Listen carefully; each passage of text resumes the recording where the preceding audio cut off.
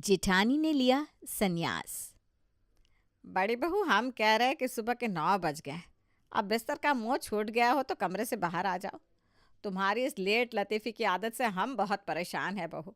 हम बता रहे हैं अपनी आदतों में सुधार लाओ, वरना तुम्हें छुट्टी देकर तुम्हारे मायके भेज दूंगी मैं। अरे माँ जी, क्या हो गया? क्यों सुबह सुबह शोर मचा देती हैं आप?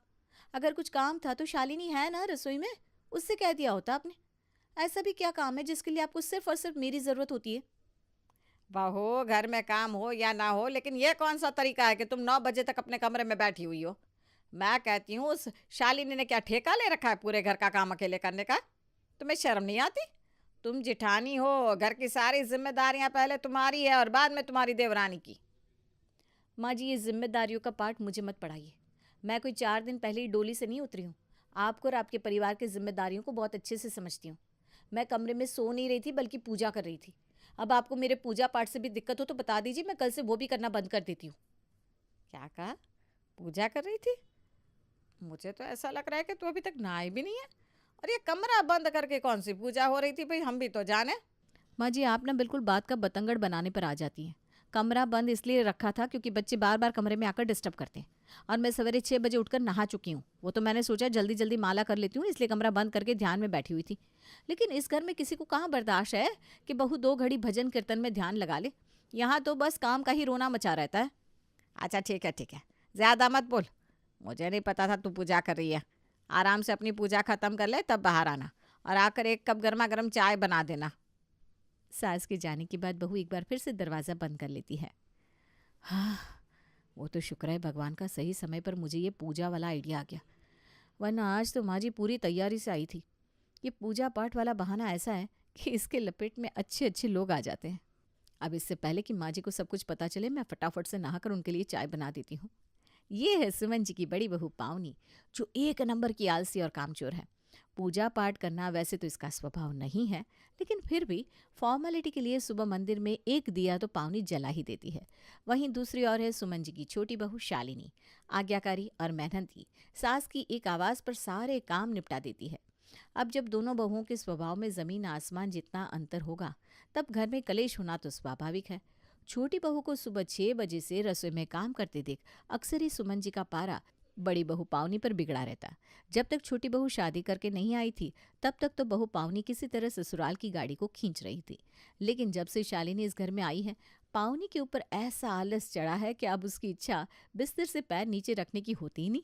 रंगे हाथ पकड़े जाने का डर बड़ी बहू के दिल पर छाया हुआ था, इसलिए जल्दी जल्दी नहा धोकर वो रसोई में पहुंचती है और सास के लिए एक कप चाय बनाकर अच्छी बहू की तरह सर पर पल्लू रखकर हॉल में पहुंच जाती है। ये लीजिए माँ जी आपकी चाय। क्या बात है बहू, अपनी चाय नहीं बनाई तूने? नहीं नहीं माँ जी, वो क्या है ना, मैंने सोचा अब से मैं शुक्रवार के उपवास किया करूँगी। मैंने कल ही एक किताब में पढ़ा था, उपवास करने से मन और आत्मा की शुद्धि होती है, परिवार में सुख शांति बनी रहती है। आप ही तो कहती है ना मैं घर की बड़ी बहू हूँ, तो मुझ पर जिम्मेदारियाँ ज़्यादा है। अब आप ही बताइए, इस घर की सुख शांति की जिम्मेदारी मुझसे ज़्यादा और किसके ऊपर होगी?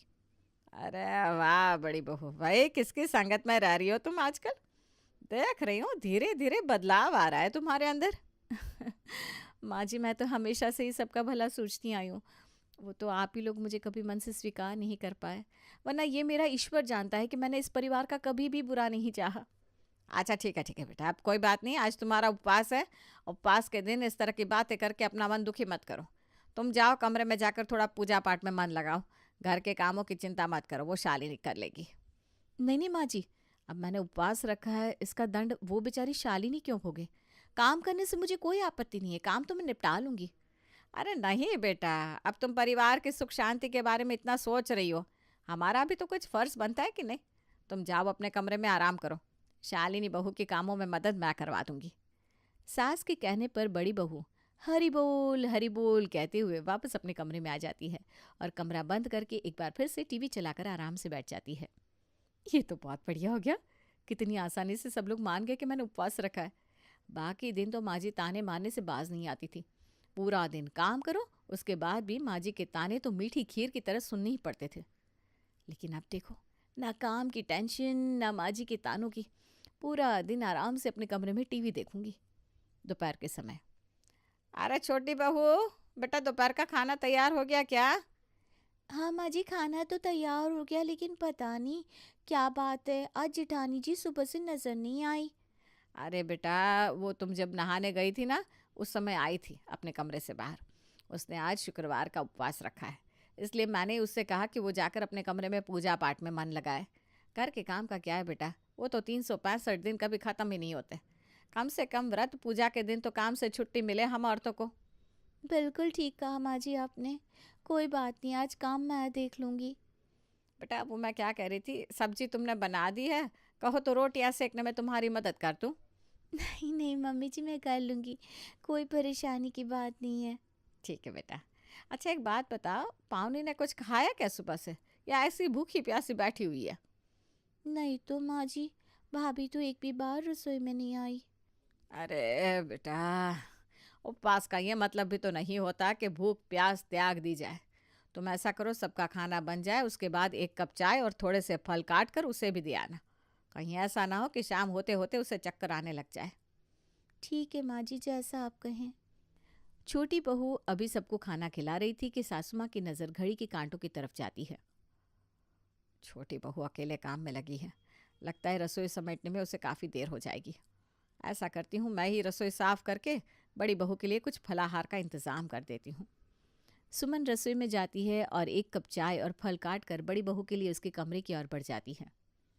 अब ये व्रत करने का झूठा बहाना तो मैंने मार दिया, लेकिन इस भूख का क्या करूं? भूख के मारे पेट में चूहे कूद रहे। अब ऐसी हालत में मेरा पूजा में तो क्या, टीवी देखने में भी मन नहीं लग रहा। पता नहीं कैसे लोग निर्जला व्रत रख लेते। मेरे पेट से तो अभी से भयानक आवाज़ आनी शुरू हो गई है। बड़ी बहू अभी हैरान परेशान से अपने कमरे में बैठी हुई थी कि सासू माँ उसके लिए फलाहार लेकर उसके कमरे का दरवाज़ा खटखटा देती है। लगता है माँ जी देखने आई है। कहीं मैं अपने कमरे में बैठकर टीवी तो नहीं देख रही। जल्दी से भजन लगा देती हूँ, कह दूंगी भजन सुन रही थी। टीवी में भजन लगाकर पावनी जाकर दरवाज़ा खोलती है तो देखती है सामने सासू माँ एक थाली में फल और चाय लिए खड़ी है। अरे बेटा, तुम तो आज पूरा दिन कमरे से बाहर ही नहीं आई। मैंने तुम्हें काम करने से मना किया था, ये थोड़ी ना कहा था कि पूरा दिन एक गिलास पानी भी मत पीना। ये लो बेटा, कुछ खा लो, वरना कमज़ोरी आ जाएगी। आप कितनी अच्छी हैं माँ जी, कितना ख्याल रहता है आपको सबका। अब आप ले आई है तो लाइए, आपको इनकार करके आपका अपमान तो नहीं कर सकती, वरना मैंने तो यही सोचा था आज पूरा दिन निर्जला उपवास रखूंगी मैं। सास के हाथ से फलों की प्लेट और चाय लेने के बाद पावनी उन पर टूट पड़ती है और 5 मिनट में ही सब कुछ खाकर सफा चट कर देती है। हाय, अब जाकर थोड़ी जान में जान आई, वरना मेरी आंखों के सामने तो सितारे से नाचने लग गए थे। ये उपवास वाला पता लग रहा है मैंने गलत ही फेंक दिया। कुछ ऐसा जुगाड़ करना पड़ेगा जिससे मुझे ज़्यादा कष्ट भी ना करना पड़े और मैं काम से भी बची रहूं। शुक्रवार का दिन तो बीत गया था, अब आया शनिवार का दिन। शनिवार के दिन बहू पावनी ने कमज़ोरी और चक्कर आने का बहाना बनाने की कोशिश तो बहुत की, लेकिन फिर भी आधे दिन के बाद उसे घर के कामों में लगना ही पड़ा। पूजा पाठ करने के बहाने से पावनी अक्सर सुबह में देर तक अपने कमरे में सोती रहती और बाहर आकर माला फिराने का बहाना बना देती। धीरे धीरे कुछ दिन ऐसे ही चलता रहता है कि एक दिन उसे पता चलता है कि प्रयागराज में महाकुंभ मेले का आयोजन हो गया है। अब आया मज़ा। महाकुंभ के बहाने कम से कम एक हफ्ते के लिए घूमने के लिए निकल जाऊंगी। घर के कामों से भी बचूंगी और कुंभ में नहाने के बाद लोगों की नज़र में इज्जत भी बढ़ जाएगी, वो अलग। जेठानी घर में सभी को अपने कुंभ स्नान के बारे में बताती है। अरे बेटा, हमने तो सुना है उधर काफ़ी भीड़ भाड़ है, अकेले कैसे मैनेज करोगी तुम? सुधीर को भी अपने साथ ले जाओ। अरे मम्मी, मुझे इन सब चक्कर में मत फंसाओ। अरे भाई, मैं नौकरी करूँ या कुंभ में जाकर तंबू गाड़ कर बैठ जाऊँ? इसको ज़्यादा पूजा पाठ भक्ति चढ़ी है तो इसी को जाने दीजिए। हम तो यहीं पर पानी की बाल्टी में गंगा जल डालकर स्नान कर लेंगे, वही हमारे लिए कुंभ है। वरना बॉस परमानेंट छुट्टी देकर घर बिठा देगा। पति के मना करने के बाद तो पावनी को और भी खुली छूट मिल गई थी। जल्दी ही वो प्रयागराज की टिकट करवा लेती है। अब जब जा ही रही हूँ तो थोड़ी सी शॉपिंग भी कर लेती हूँ। पहले एक पीले रंग की साड़ी खरीद लेती हूँ, तभी तो लगेगा ना कोई पूजा पाठ करने वाली औरत आई है। ज्वेलरी के स्थान पर फूलों से श्रृंगार करके पीली चूड़ियाँ और लाल पीले चंदन का तिलक लगाकर जब वो संगम तट पर स्नान करने लगती है, तभी न्यूज़ चैनल वाले वहाँ आ जाते हैं, जिन्हें देखकर पावनी गायत्री मंत्र का जाप करने लगती है। अपने शो में आज हम आपको दिखाएंगे कि कुंभ के घाट पर कैसे एक से बढ़कर एक साधु और साध्वी आए हुए हैं। इसी कड़ी में आज हम आपको मिलवाते हैं एक खूबसूरत साध्वी से जो अभी गंगा जी में डुबकी लगाकर आई हैं। तो साध्वी जी, हमारे दर्शकों को बताइए आपका नाम क्या है? जी, मेरा नाम पावनी है। अरे वाह! लग रहा है आपके माता-पिता ने काफ़ी सोच समझ कर आपका नाम रखा है। वैसे एक बात बताइए, ये साध्वी बनने का ख़्याल आपके मन में कैसे आया? और क्या आपका विवाह हो चुका है क्योंकि आपने माँग में सिंदूर भी भरा हुआ है? साध्वी? मैंने कब कहा कि मैं साध्वी हूँ? लेकिन कैमरा और माइक लेकर खड़े हैं ये लोग। अब अगर मैंने सच बोल दिया तो फेमस होने का ये मौका हाथ से निकल जाएगा। जी बिल्कुल। दरअसल शादी तो घर वालों ने कच्ची उम्र में ही करवा दी थी। उस समय भगवान, भक्ति, विवाह इन सब विषयों की जानकारी ही कहाँ थी। शादी के कुछ सालों बाद अचानक मुझे यथार्थ का एहसास हुआ और समझ में आया कि हर यात्रा का अंत ईश्वर तक पहुंचकर ही समाप्त होगा। ज़रूरी नहीं कि ईश्वर तक पहुंचने के लिए संन्यास लिया जाए। हर मार्ग जाकर ईश्वर की तरफ ही खुलता है। इसलिए मैंने अपनी गृहस्थी को संभालते हुए ईश्वर की ओर जाने का निर्णय ले लिया। आप देख सकते हैं, अपने परिवार की जिम्मेदारियों को पीछे छोड़कर यहाँ मैं अपने धर्म का कर्तव्य पूरा करने आई हूँ और यहाँ डुबकी लगाने के बाद एक बार फिर से अपने कर्म यानी कि गृहस्थी में लग जाऊंगी। साध्वी जी, बहुत उच्च विचार है आपके। सत्य का आभास तो इंसान को जीवन के किसी भी चरण में हो सकता है, लेकिन अपनी जिम्मेदारियों से भाग जाना धर्म नहीं है।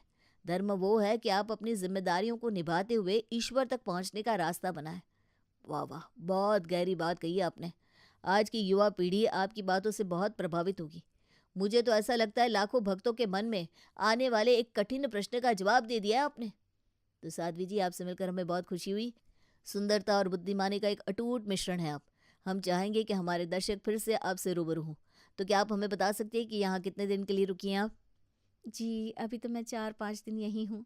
आप चाहें तो मुझसे मिलने के लिए दोबारा भी आ सकती हैं।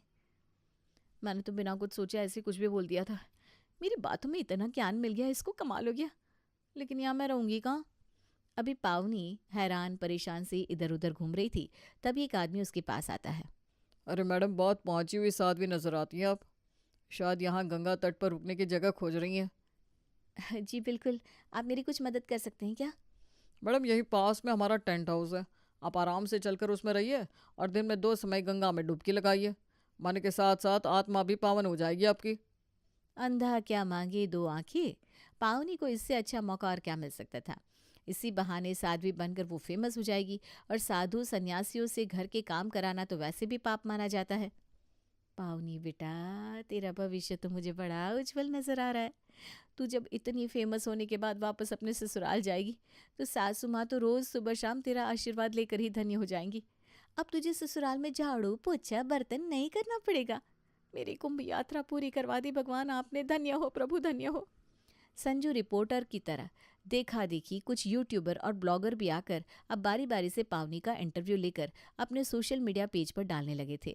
हाथों हाथ मिल रही इतनी पब्लिसिटी को देखकर पावनी के पैर तो जैसे जमीन पर पड़ ही नहीं रहे थे। हालांकि उसने जीवन में आज तक कभी भी किसी प्रवचन को ढंग से नहीं सुना था, लेकिन फिर भी इम्प्रेशन झाड़ने के लिए वो 2-4 भारी भरकम लाइन बोलकर लोगों की वाहवाही बटोर रही थी। 5वें दिन। अरे बेटा, कल की ट्रेन है ना तुम्हारी, आ जाओगी ना कल तक? यहाँ अकेले शालिनी को सबको संभालने में काफ़ी दिक्कत हो रही है। और फिर उसकी तरफ से प्रेगनेंसी की न्यूज़ भी आई है बेटा। अब ऐसी हालत में इतने बड़े परिवार की जिम्मेदारी अकेले उसके ऊपर डालना ठीक नहीं है। देखो, कुंभ के दर्शन तो तुमने कर ही लिए। ऐसा करो बेटा, जितनी जल्दी हो सके वापस आने की तैयारी कर लो। माँ जी, देख रही हैं आप, मेरी बातों से विचारों से लोग कितने प्रभावित हो रहे हैं यहाँ पर। एक आप लोग हैं, सिर्फ झाड़ू पोछा बर्तन खाना, इसी के ऊपर सोच ही नहीं पाते। अरे अब मैं वो पावनी नहीं रही जो पूरा दिन आप लोगों के आगे पीछे खाने की थाली लेकर घूमती रहती थी। समाज में मेरी अब कुछ इज्जत है, लोगों को मेरी कीमत समझ में आ गई है। देखिए, पहले ही बता रही हूँ माँ जी, घर पर लौटने के बाद वो जीवन फिर से मैं नहीं जीने वाली। अरे, बड़े तेवर बदल गए तेरे तो कुंभ में स्नान करके। लोगों की बुद्धि सही हो जाती, तुम्हारी भ्रष्ट हो गई क्या? सास को वापस लौटने के लिए मना करके पावनी बैठकर रिपोर्टर का इंतजार करने लगती है, ताकि आज के प्रवचन देने के बाद वो साड़ी चेंज करके आज प्रयागराज में कहीं शॉपिंग करके आ जाए। अरे मैडम, 5 दिन हो गए आपको टेंट में रुके हुए। पेमेंट तो आपने किया नहीं। पेमेंट? कैसा पेमेंट? साधु सन्यासियों से कोई पेमेंट लिया जाता है क्या? जानते भी हो मुझे कौन हूँ मैं? अरे देखते नहीं हो कैसे मेरे टेंट के बाहर टीवी, सोशल मीडिया और यूट्यूब वालों की भीड़ लगी रहती है। अरे मैडम, आपके जैसी रील बनाकर फेमस होने वाले 365 लोग आते हैं यहाँ पर। हमें उससे क्या मतलब? आप ये बताइए, पेमेंट कैश में करेंगी या बैंक ट्रांसफर? टेंट के मालिक को उखड़ते हुए देखकर अब तो पावनी के तेवर थोड़े ढीले पड़ने लगे थे। अच्छा ठीक है, बताओ कितना पैसा हो गया तुम्हारा? 200-400 लेकर कहीं भाग नहीं रही हूँ मैं। ओ मैडम, एक दिन का 7,000 का किराया है इस टेंट का, और वो भी पीला कपड़ा पहनकर तुम सन्यासी बनी घूम रही हो, इसलिए नॉर्मल पब्लिक के लिए 10,000।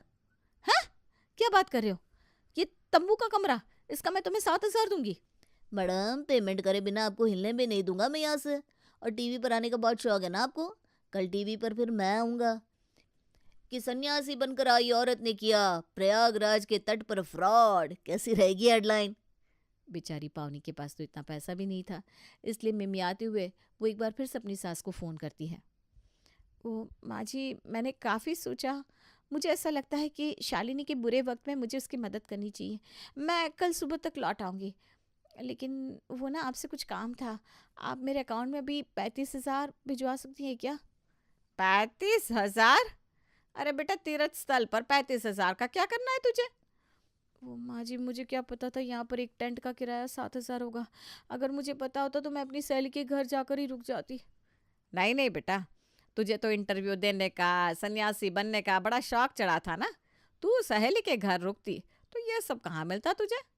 और सुनो साध्वी जी, 35,000 तो मैं भेज दूंगी, लेकिन यहाँ आने के बाद साध्वी बनकर नहीं, मेरी बहू बनकर रहना होगा। है मंजूर? बिल्कुल बिल्कुल मंजूर है माँ जी।